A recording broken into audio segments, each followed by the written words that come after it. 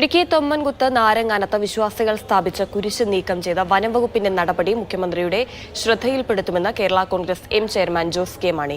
കുരിശ് നീക്കം ചെയ്തതിൽ വനംവകുപ്പിന് വലിയ വീഴ്ചയുണ്ടായി.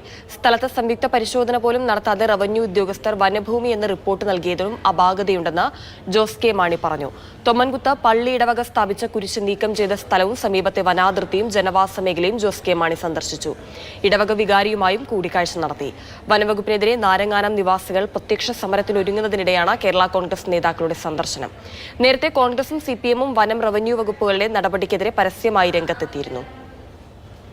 ഈ കൊച്ചു കേരളത്തിൽ നമുക്ക് ജീവിക്കാനുള്ള ഒരു സ്ഥലം എന്ന് പറയുന്നത് തന്നെ ഒരു മൊത്തം 38,800 സ്ക്വയർ കിലോമീറ്റർ ഉള്ളിടത്ത് അതിനകത്ത് ഏതാണ്ട് 69.4% റെസ്ട്രിക്റ്റഡ് ഏരിയ, 30.6% ഏരിയയിൽ മാത്രമേ ഉള്ളൂ കൃഷി ചെയ്യാനും വികസനം നടത്താനുള്ള ഈ കൊച്ചു കേരളത്തിൽ നമുക്ക് സ്ഥലമുള്ളൂ.